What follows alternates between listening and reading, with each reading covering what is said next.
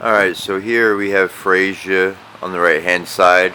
Got the Fehu rune bringing out the mobile wealth property. She's able to go out and find what she needs to with being able to bring what we have in store inside all together. Here we have Durga, which means impassable one. She's on her tiger there, ready to do battle. She can take out whatever enemy she needs to in order to protect her children. And she also has some items there to bless her children. Here we have Neith. Neith is a primal creation goddess. She was beautifully adorned here.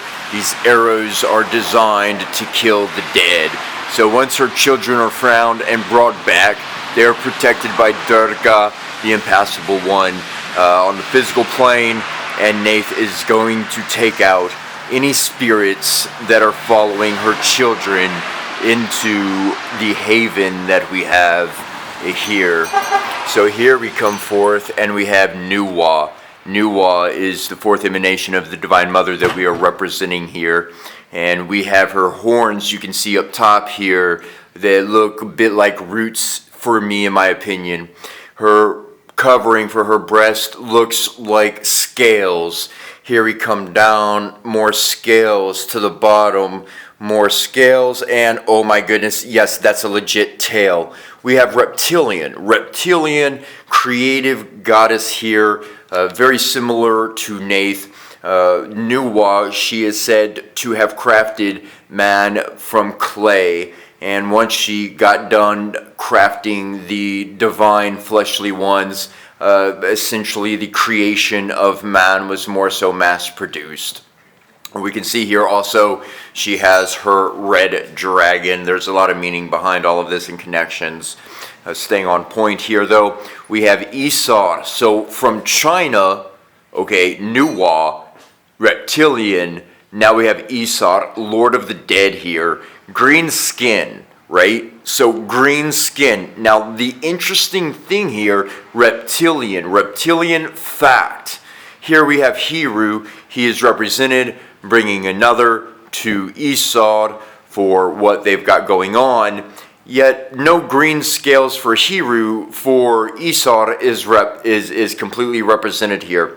So we're going to come around here to our next tapestry. And this is showing a woman here that has been seeking truth. You can see she has the feathers of Mahat, 2 on her head. She has 1 in each hand. She has them hanging off of her elbows. So she's covered herself in truth. Her garment is clear, so she's practically naked, putting herself forth.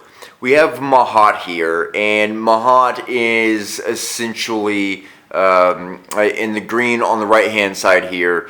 I really see this as Mahat. She found her, Mahat being divine law and order. So law and order would say, truth says here, let me turn you around to the correct way. She passes the lady off to Heru. And so Heru is able to bring her appropriately. You see, she doesn't have the feathers anymore adorned on her because it's like, look, you've done what you needed to. You could drop that extra weight.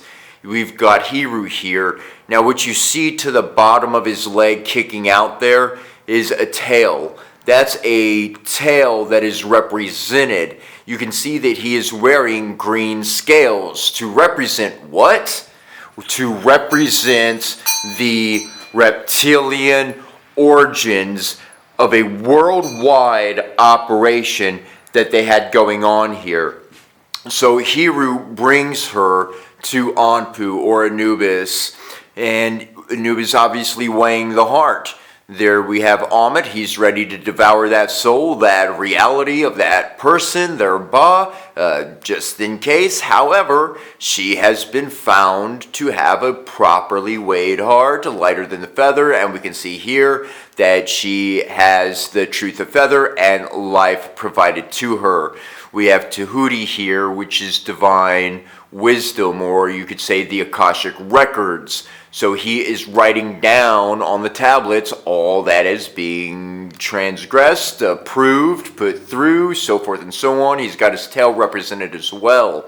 Up here we have his wife, Mahat, his counterpart, if you will, divine law and order. And so she is putting out to the council, hey, this is the thing that's going on, protect this lady, all is approved, all is well, we in order, good. Okay, everybody got the announcement. So here we're going to come next to our next tapestry, and here on the far right hand side we have an individual which is Ankhet, which is essentially a Nubian entity that was more so over the river of the Nile, or I should say a protector of a portion of it. Now what I'd like to express here in this scene is that we have Heru, and Heru is right there standing crossway to Set here. And so in the middle, what's happening, they're not just crowning a king, they're actually creating a king from primordial elements.